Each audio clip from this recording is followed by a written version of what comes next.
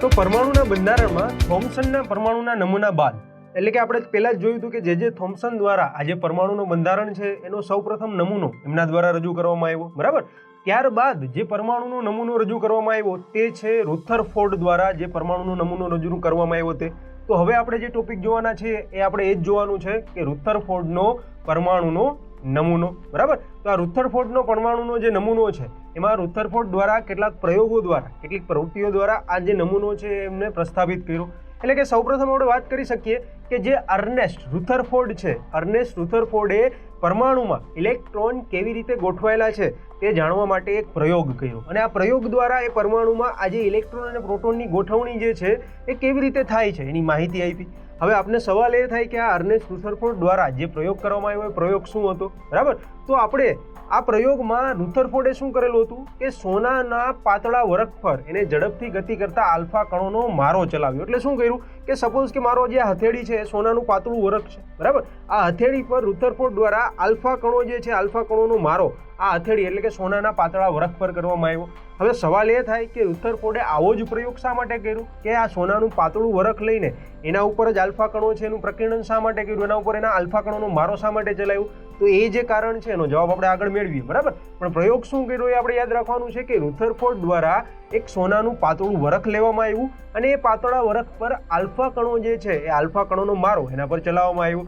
એટલે કે તેમણે જે શક્ય એટલું પાતળું સ્તર જોઈતું હતું, બરાબર. એટલે કે સાવ પાતળું સાવ આછામાં આછું સ્તર છે એ આ પ્રયોગ માટે એમણે જોતું હતું ને એટલા માટે જ રુથરફોર્ડ દ્વારા જે સોનાનો વરખ છે એ વરખ પસંદ કરવામાં આવ્યો. અને અહીંયા આપણે કહી શકીએ કે આ જે સોનાનો વરખ જે છે એ સોનાનો વરખ 1000 પરમાણુ જેટલી જાડાઈ ધરાવતો હતો. આપણે સામાન્ય રીતે વાત કરવાની છે એક પરમાણુની, પણ સોનાનો વરખ કેટલી જાડાઈ ધરાવતો હતો તો કહી શકાય કે 1000 પરમાણુ જેટલી જાડાઈ ધરાવતા સોનાના વરખ પર રુથરફોર્ડે પસંદગી ઉતારી અને એના પર આલ્ફા કણો જે છે એ આલ્ફા કણોનો મારો ચલાવવામાં આવ્યો, બરાબર. એટલે કે અહીંયા આલ્ફા કણો એ શું છે તો આપણે એ પણ જાણીએ કે જે આલ્ફા કણો છે એક પ્રકારે દ્વિવીજભારિત એટલે બે અલગ અલગ વીજભાર ધરાવતા હિલિયમ આયનો છે. હિલિયમ જે આપણે તત્વ છે એના અલગ અલગ દ્વિવીજભારિત આયનો છે એને આલ્ફા કણો તરીકે અહીંયા લીધેલા છે. એટલે કે જો કે આપણે કહી શકીએ કે આ જે આલ્ફા કણો છે તેનું જે દળ છે એ દળ 4U એટલે કે 4 એટોમિક માસ યુનિટ હોય છે, બરાબર. અને ઝડપથી ગતિ કરતા આલ્ફા કણો છે આલ્ફા કણો ખૂબ જ ગણના પાત્ર માત્રામાં એટલે કે ખૂબ જ વધુ માત્રામાં ઉર્જા જે છે એ ઉર્જા ધરાવતા હોય છે. એટલે કે અહીંયા મતલબ શું થાય કે રુથરફોર્ડ દ્વારા જે પ્રયોગ કરવામાં આવ્યો એમાં જે સોનાનું પાતળું વરખ હતું એ સોનાના પાતળા વરખને એણે સામે રાખીને આ આલ્ફા કણો એટલે કે દ્વિવીજભારિત જે હિલિયમ આયનો હતા એ હિલિયમ આયનો કે જેનું પરમાણુય દળ જે છે એ 4 એટોમિક માસ યુનિટ જેટલું હતું, બરાબર. એટલે કે જે આલ્ફા કણો જે ગણના પાત્ર ખૂબ જ વધારે માત્રામાં ઉર્જા ધરાવતા હતા એ આલ્ફા કણોનો મારો આ જે સોનાનું પાતળું વરખ છે એ વરખ ઉપર કરવામાં આવ્યો. અને આ પ્રયોગને આધારે રુથરફોર્ડે કેટલાક અવલોકનો આપ્યા. હવે સૌપ્રથમ આ પ્રવૃત્તિ કઈ રીતે કરવામાં આવી તો અહીંયા આપણે કહી શકીએ કે અહીંયા એવી ધારણા કરવામાં આવી હતી કે સોનાના પરમાણુઓ જે છે, કારણ કે આપણે કીધું કે આજે સોનાનો પાતળો વરખ છે એ જાડાઈ કેટલી હતી 1000 પરમાણુઓ જેટલી જાડાઈ ધરાવતો હતો, બરાબર. તો અહીંયા રુથરફોર્ડ દ્વારા એવી ધારણા કરવામાં આવી કે સોનાના પરમાણુઓમાં રહેલા જે કણો છે જે અપરમાણુય કણો એટલે કે જે પ્રોટોન અને ઇલેક્ટ્રોનની આપણે આગળ વાત કરી, બરાબર. તો આ જે અલગ અલગ કણો છે કણો દ્વારા આલ્ફા કણો જે છે વિચલિત થશે. એટલે કે રુથરફોર્ડે એવી માન્યતા શરૂઆતમાં એના મનમાં એવી માન્યતા હતી પ્રયોગ પહેલા કે જ્યારે આ વરખ પર આપણે આલ્ફા કણોનો મારો કરીશું ત્યારે આલ્ફા કણોના મારાથી જે પરમાણુમાં રહેલા જે કણો છે એ કણો દ્વારા આલ્ફા કણો વિચલિત થશે. એટલે સામાન્ય રીતે કેવું થાય કે તમારી સામે કોઈ વસ્તુ ના હોય અને તમે કોઈ પથ્થર છે ફેંકો તો પથ્થર સીધો જ સામેની બાજુ જતો રહેશે. પણ તમારી સામે કોઈ વસ્તુ હોય અને પથ્થર તમે ફેંકો તો પથ્થર કોઈ બીજા ખૂણે કોઈ એંગલથી એ વિચલિત થઈને બીજા કોઈ પાથમાં જશે, બીજા કોઈ માર્ગમાં જશે. તો એવું જ કંઈક અહીંયા જોવા મળ્યું, બરાબર. એટલે કે આ જે હતું એ રુથરફોર્ડની કહી શકાય કે પ્રયોગ પહેલાની ધારણા હતી કે પ્રયોગ કરશું ત્યારે આવું કંઈક થશે. પણ ખરેખર પ્રયોગ કર્યા બાદ એને કેટલાક અવલોકનો મળ્યા તો દન કહી શકાય કે એક પ્રકારે વિપરીત અવલોકનો જોવા મળ્યા, બરાબર. તો આ જે પ્રયોગ જે છે કઈ રીતે કર્યો તો આપણે જોઈ શકીએ છીએ કે અહીંયા તમને આકૃતિમાં જે રીતે દર્શાવ્યું આકૃતિમાં જે સોનાનો પાતળો વરખ છે તો તમને આકૃતિમાં એક સોનાનો પાતળો વરખ દર્શાવેલો છે અને એમાં કેટલાક પરમાણુઓ રહેલા છે અને આલ્ફા કણો જે છે એ તમને આલ્ફા કણોનો મારો એના પર તમને થયેલો જોવા મળે છે, બરાબર. એટલે કે જ્યારે સોનાના વરખ પર આલ્ફા કણોનું પ્રકીર્ણન થાય છે ત્યારે કેવા પ્રકારની પ્રવૃત્તિ થઈ હશે અથવા કેવા પ્રકારનો પ્રયોગ થયો હશે એ તમને આકૃતિમાં દર્શાવેલો છે. હવે અહીંયા આલ્ફા કણ જે છે એ આલ્ફા કણના પ્રકીર્ણનના પ્રયોગ દ્વારા સંપૂર્ણ રીતે અણધાર્યા પરિણામો મળ્યા, જે આપણે આગળ કીધું. ધારણા કંઈક અલગ હતી ને પરિણામો કંઈક આપણે અલગ મળ્યા, બરાબર. તો આ જે અવલોકનો છે કે જે પરિણામો પ્રયોગ બાદ રુથરફોર્ડને મળ્યા એ પરિણામો શું હતા, એ અવલોકનો શું હતા, તો હવે આપણે એના વિશે વાત કરીએ. તો સૌપ્રથમ પહેલું અવલોકન એવું હતું કે ઝડપથી ગતિ કરતા મોટા ભાગના જે આલ્ફા કણો છે સોનાના વરખમાંથી સીધા પસાર થઈ જાય છે. હવે કોઈ પણ વસ્તુ સીધી ક્યારે પસાર થાય કે જ્યારે આપણે સોનાને વરખને સામે રાખેલો હોય, સોનાના વરખમાં પરમાણુઓ રહેલા છે, બે પરમાણુઓ વચ્ચે જગ્યા હોય તો જ્યારે આલ્ફા કણનું પ્રકીર્ણન, આલ્ફા કણનો મારો એના પર થાય ત્યારે આલ્ફા કણ છે વરખમાંથી સીધો પસાર થઈ જાય, બરાબર. તો એમાં આપણે જ્યારે આલ્ફા કણોનું પ્રકીર્ણન કરતા હતા એ સોનાના વરખ પર, ત્યારે એમાંથી કેટલાક પ્રકારના જે આલ્ફા કણો છે, કેટલાક આલ્ફા કણો સીધા જ એ સોનાના વરખમાંથી સીધા પસાર થઈ જતા હતા. તો આ પહેલું અવલોકન રુથરફોર્ડ દ્વારા લેવામાં આવ્યું.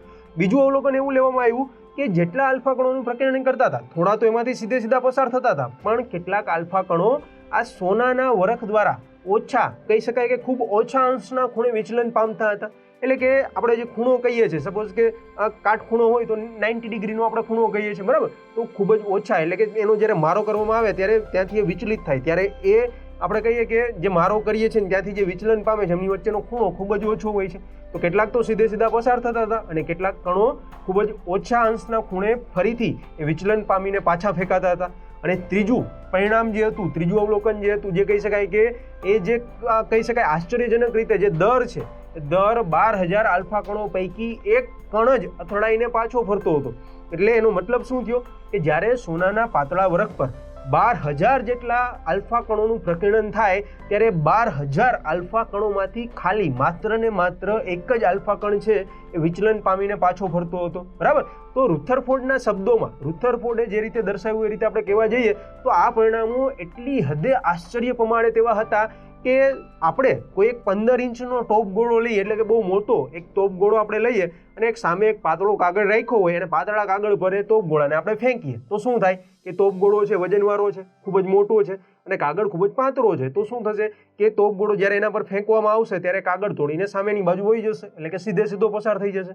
તો એવા જ અવલોકનો અહીંયા જ્યારે સોનાના વરખ પર આલ્ફા કણોનું પ્રકીર્ણન કરવામાં આવ્યું તો એવા જ આશ્ચર્યજનક જે કહી શકાય કે અવલોકનો છે, એ અવલોકનો આપણે મળ્યા, બરાબર.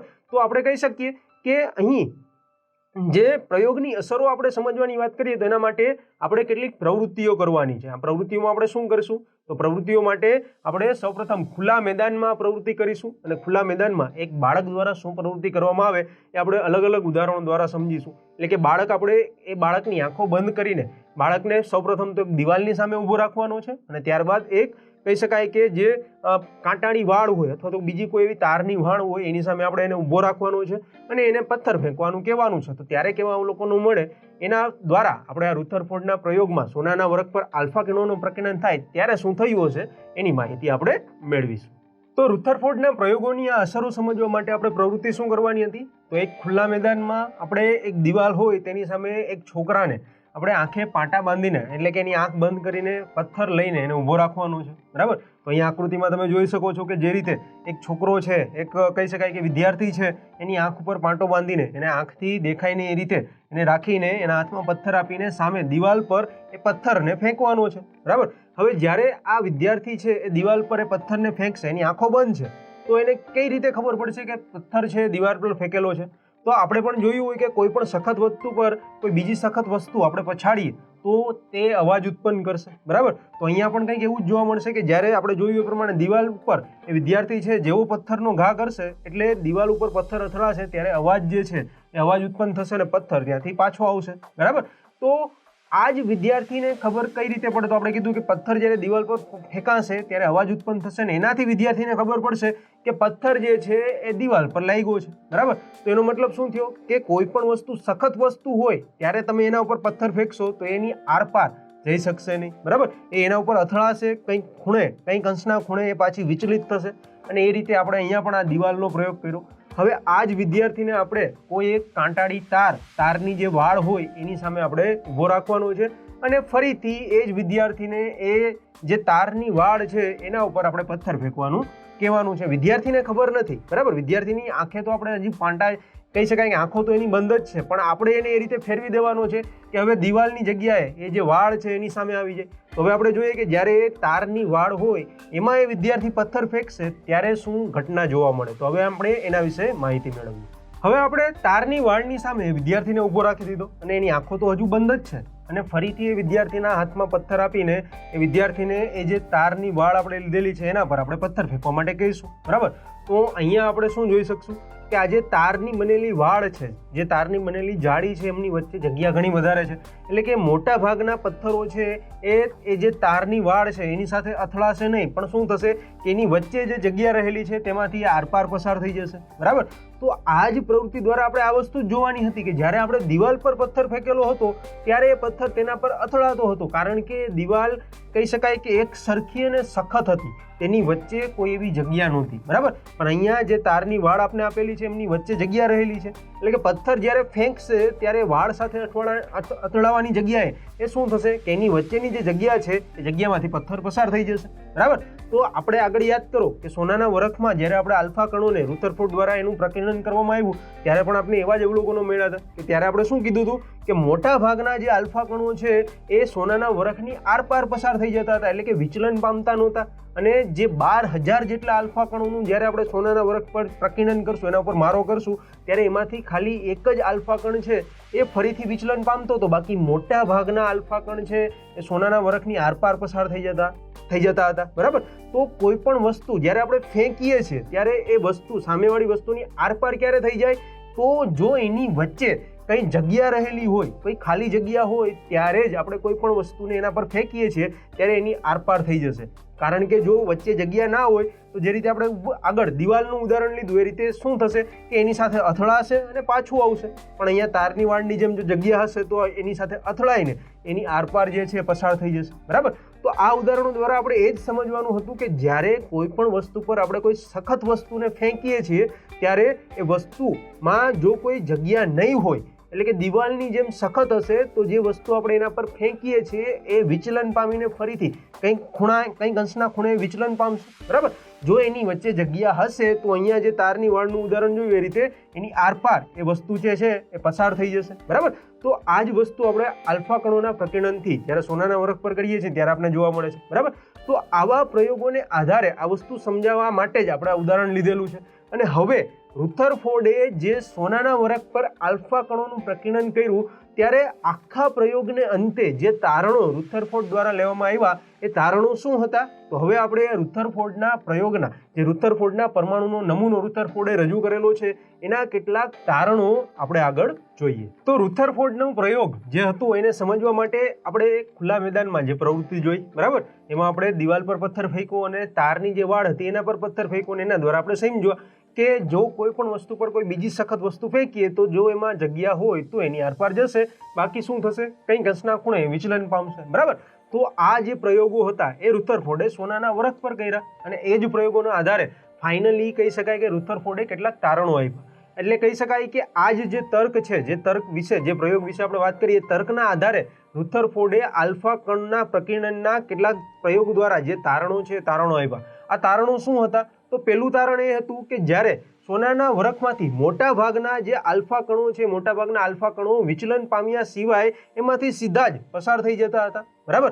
એટલે એનો મતલબ શું થાય, જ્યારે કોઈ પણ વસ્તુ આપણે આગળ જ સમજ્યા ને કે કોઈ પણ વસ્તુમાં જ્યારે કોઈ વસ્તુ ફેંકીએ અને જો એ સીધી પસાર થઈ જાય એનો મતલબ શું છે કે એ વસ્તુમાં વચ્ચે ખાલી જગ્યા હોવી જોઈએ. જો ખાલી જગ્યા હોય તો જ કોઈ પણ વસ્તુ જ્યારે ફેંકવામાં આવે એના પર ત્યારે વસ્તુ એમાંથી સીધી પસાર થઈ જાય. તો અહીંયા પણ જ્યારે સોનાના વરખ પર આપણે આલ્ફા કણો ફેંકતા હતા તો 12,000 આલ્ફા કણોએ ખાલી એક જ આલ્ફા કણ વિચલન પામતો હતો, બરાબર? તો એનો મતલબ શું થાય કે 11,999 જેટલા આલ્ફા કણ જે છે એ જ્યારે સોનાના વરખ ઉપર આપણે ફેંકીએ ત્યારે સીધા એની આરપાર પસાર થઈ જતા હતા. એનો મતલબ આપણે એવો લઈ શકીએ કે જ્યારે આ કણો છે સીધા જ પસાર થઈ જતા હોવાથી આપણે કહી શકીએ કે જે પરમાણુ છે, જે સોનાના વરખના જે પરમાણુઓ રહેલા છે એ પરમાણુનો મોટા ભાગનો જે વિસ્તાર છે એ મોટા ભાગનો વિસ્તાર કેવો હોવો જોઈએ, એ ખાલી હોવો જોઈએ, ખાલી જગ્યા હોવી જોઈએ. જો આ પરમાણુનો મોટા ભાગનો વિસ્તાર ખાલી હોય તો જ જ્યારે આલ્ફા કણોનું પ્રકીર્ણન એમાં કરવામાં આવે ત્યારે એ આલ્ફા કણો એની આરપાર એની કહી શકાય કે એક બાજુથી બીજી બાજુ સીધા જ પસાર થઈ જાય છે, બરાબર? તો આવું એક આ પહેલું તારણ રુથરફોર્ડના પ્રયોગો દ્વારા લઈ શકીએ. હવે બીજું તારણ શું લઈ શકીએ, તો કહી શકાય કે ખૂબ જ ઓછી માત્રામાં કણો જે છે, એટલે કે જે કણો આપણે પ્રકીર્ણન કરીએ છીએ, આલ્ફા કણો જે છે, તો ખૂબ જ ઓછી માત્રામાં જે કણો છે એ કણો પોતાના માર્ગમાંથી વિચલિત થાય છે. ખૂબ જ ઓછી માત્રામાં કણો વિચલિત થાય એનો મતલબ શું છે? એનો મતલબ આપણે એવું દર્શાવે છે કે પરમાણુમાં ધન વીજભારિત જે ભાગ છે એ ખૂબ જ ઓછી જગ્યા રોકે છે, બરાબર. એટલે કે કોઈ એક મોટો પરમાણુ હોય એને વચ્ચે ખૂબ જ નાનો ધન વીજભારિત ભાગ હોય તો જે કણ, જે આલ્ફા કણ આપણે એના પર પ્રકીર્ણન કરીએ છીએ એ વચ્ચેનો જે ધન વીજભારિત ભાગ છે એના ઉપર જ્યારે પ્રતાડિત થશે ત્યારે એ વિચલન પામશે, પણ એની જે આજુબાજુની ખાલી જગ્યા છે એમાં જ્યારે આલ્ફા કણ કહી શકાય કે એનું પ્રકીર્ણન થશે ત્યારે એની આરપાર પસાર થઈ જશે, બરાબર. એટલે કે ખૂબ જ ઓછી માત્રામાં જે કણો છે કણો વિચલન પામતા હતા, એટલે કે એના માર્ગમાં ખૂબ જ નાનો પરમાણુમાં કહી શકાય કે ધન વીજભારિત ભાગ જે રહેલો છે એ ખૂબ જ નાનો અને ખૂબ જ ઓછી જગ્યા રોકતો હોય છે, બરાબર. તો આ બીજું તારણ આપણે લઈ શકીએ. હવે ત્રીજું તારણ જે છે શું લઈ શકાય? તો કહી શકાય કે અહીંયા ખૂબ જ ઓછી માત્રામાં જે આલ્ફા કણો જે છે એ આલ્ફા કણો 180 ડિગ્રીના ખૂણે, એટલે કે 180 ડિગ્રી એટલે શું થાય કે સપોઝ કે આપણે અહીંથી ચાલુ કરીએ તો આ જે છે એને આમ જ રાખી દઈએ તો આ બંને વચ્ચેનો ખૂણો કેટલો થયો? 180 ડિગ્રી થાય ને, અને આમ રાખીએ તો કાટખૂણો થાય એટલે કે 90 ડિગ્રી થાય, તો આ 180 ડિગ્રી. તો અહીંયા જે કણો છે એમાંથી ખૂબ જ ઓછી માત્રાના જે કણો છે એ ખૂબ જ ઓછી માત્રામાં આલ્ફા કણો 180 ડિગ્રીના ખૂણે વિચલિત થયા હતા. 180 ડિગ્રીના ખૂણે વિચલિત થતા હોય તો એનો મતલબ શું થાય? તો કહી શકીએ કે એનો મતલબ એ થાય છે, જે સૂચવે છે કે સોનાના જે પરમાણુઓ છે એ પરમાણુઓ સંપૂર્ણ ધન વીજભારિત ભાગ અને દળ જે કહી શકાય કે પરમાણુની અંદરના ભાગમાં ખૂબ જ ઓછી જગ્યામાં સંકેન્દ્રિત થયેલો હોય છે, બરાબર. એટલે કે સોનાનો જે પરમાણુ છે એ સંપૂર્ણ રીતે ધન વીજભારિત ભાગ છે અને એનું જે દળ છે એ દળ પરમાણુની અંદર ના ખૂબ જ નાની માત્રામાં ખૂબ જ ઓછી જગ્યામાં સંકેન્દ્રિત થયેલો હોય છે, બરાબર. જેને આપણે આગળ થોમ્સનનો પરમાણુનો નિયમ જોયો ત્યારે પણ આપણે જોયું હતું કે એનું કેન્દ્ર જે છે એમાં પ્રોટોન રહેલા હોય છે અને એનું જે દળ છે મુખ્યત્વે એના લીધે જ રહેલું હોય છે, બરાબર. તો એવું જ કંઈક અહીંયા રુથરફોર્ડના પ્રયોગોમાં જે તારણ મળ્યા એ તારણો દ્વારા આપણે દર્શાવી શકીએ છીએ. હવે આપણે આગળ વાત કરીએ તો આગળ આપણે કહી શકીએ કે અહીં જે આ પ્રયોગોના જે તારણો મળ્યા તો રુથરફોર્ડે એ પ્રયોગોના તારણોને આધારે કેટલીક ગણતરીઓ કરી અને એ ગણતરીઓને આધારે દર્શાવ્યું કે જે પરમાણુ આપણે સોનાના વરખનો જે પરમાણુ રહેલો છે એ પરમાણુની ત્રિજ્યા જે છે એ પરમાણુની ત્રિજ્યા કરતાં તેના કેન્દ્રની જે ત્રિજ્યા છે એ 10⁵ ગણી ઓછી છે. એટલે કે એક એકડો અને 10 મીંડા એટલા ગણી પરમાણુના કેન્દ્રની ત્રિજ્યા ઓછી છે. એટલે સપોઝ કે પરમાણુ આટલો હોય એટલે કે ગોળાકાર ભાગ જોઈએ તો આવડો પરમાણુ હોય તો એનું કેન્દ્ર ખૂબ જ નાનું એના સેન્ટરમાં રહેલું હોય છે, બરાબર. તો રુથરફોર્ડે આ પ્રયોગના આધારે ગણતરીઓ દ્વારા દર્શાવ્યું કે પરમાણુની ત્રિજ્યા કરતાં એના કેન્દ્રની જે ત્રિજ્યા છે એ 10⁵ ગણી ઓછી હોય છે. એ સાથે સાથે રુથરફોર્ડે તેના પ્રયોગોના આધારે પરમાણુનો એક કેન્દ્રીય નમૂનો રજૂ કર્યો, એટલે કે એને એક નમૂનો બનાવ્યો અને નમૂનામાં કેવી કેવી લાક્ષણિકતાઓ ધરાવતો હતો. તો આપણે જોઈએ કે જે રુથરફોર્ડ દ્વારા જે પરમાણુનો કેન્દ્રીય નમૂનો જે બનાવવામાં આવ્યો એની જે લાક્ષણિકતાઓ છે એના વિશે આપણે આગળ જોઈએ તો કહી શકાય કે પરમાણુમાં જે ધન વીજભારિત કહી શકાય કે જે ધનભારિત કેન્દ્ર છે એ પરમાણુનું કેન્દ્ર જેને ન્યુક્લિયસ કહે છે, બરાબર. એટલે કે સામાન્ય રીતે પરમાણુનું જે કેન્દ્ર કે જે પરમાણુની ત્રિજ્યા કરતાં ખૂબ જ ઓછી ત્રિજ્યા ધરાવે છે એ કેન્દ્રને કહી શકાય કે ન્યુક્લિયસ તરીકે ઓળખવામાં આવ્યું. અને કેન્દ્ર કેવું છે તો કે ધનભારિત કેન્દ્ર છે કારણ કે એમાં ધન વીજભાર રહેલું છે, બરાબર. એટલે કે પરમાણુનું મોટા ભાગનું જે દળ છે એ બધું જ દળ એના કેન્દ્રમાં સમાયેલું હોય છે. એટલે કે પરમાણુનું દળ એના કેન્દ્રમાં જેટલું દળ હોય એના જેટલું જ પરમાણુનું દળ રહેલું હોય છે, બરાબર. તો આ નમૂનાની પહેલી લાક્ષણિકતા હતી. પહેલી લાક્ષણિકતા ફરીથી એક વખત જોઈએ શું હતી કે પરમાણુમાં રહેલું જે ધનભારિત કેન્દ્ર છે એટલે કે કેન્દ્ર કેવું છે? ધન વીજભારિત છે. એ પરમાણુનું કેન્દ્ર એનું ચોક્કસ નામ આપ્યું રુથરફોર્ડ દ્વારા જેને કીધું ન્યુક્લિયસ, અને એના દ્વારા દર્શાવ્યું કે પરમાણુનું મોટા ભાગનું જે દળ છે દળ એના કેન્દ્રમાં જ રહેલું છે. એટલે કેન્દ્રમાં જે વીજભારિત કણો છે એનું જે દળ છે એટલું જ દળ પરમાણુનું છે, બરાબર. બીજી લાક્ષણિકતાની વાત કરીએ તો કીધું છે કે ઇલેક્ટ્રોન જે રહેલા હોય એ ઇલેક્ટ્રોન કેન્દ્રની આસપાસ નિશ્ચિત કક્ષાઓમાં ભ્રમણ કરે છે. એટલે કે કેન્દ્રની આસપાસ કેટલીક નિશ્ચિત કક્ષાઓ જે હોય, જે રીતે આપણે આ થોમ્સનના નિયમમાં જોયું હતું. થોમ્સનના નિયમમાં પણ આપણે એના વિશે વાત કરી હતી કે એની આસપાસ જે કક્ષાઓ રહેલી હોય એ કક્ષાઓમાં જે ઇલેક્ટ્રોન છે ઇલેક્ટ્રોન પરિભ્રમણ કરતા હોય છે. અને જે રીતે આપણે આપણું ગ્રહમંડળ લઈ લઈએ કે સૂર્ય છે એનું કેન્દ્ર છે અને એની આસપાસ ગ્રહો જે છે એ ભ્રમણ કરતા હોય છે. તો આવું જ જે કહી શકાય કે લાક્ષણિકતા છે એ રુથરફોર્ડ દ્વારા જે પરમાણુનો નમૂનો રજૂ કરવામાં આવ્યો એમાં એને દર્શાવેલી હતી. અને એ સિવાય ત્રીજી લાક્ષણિકતાની વાત કરીએ તો ત્રીજી લાક્ષણિકતા શું હતી કે પરમાણુના કદની સાપેક્ષે તેના કેન્દ્રનું કદ છે એ ખૂબ જ નાનું હોય છે, બરાબર. તો આપણે ઉપર જ જોયું કે રુથરફોર્ડે ગણતરી દ્વારા શરૂઆતમાં જ દર્શાવી દીધું હતું કે પરમાણુની જે ત્રિજ્યા છે એની ત્રિજ્યા કરતાં કેન્દ્રની ત્રિજ્યા 10⁵ ગણી ઓછી છે.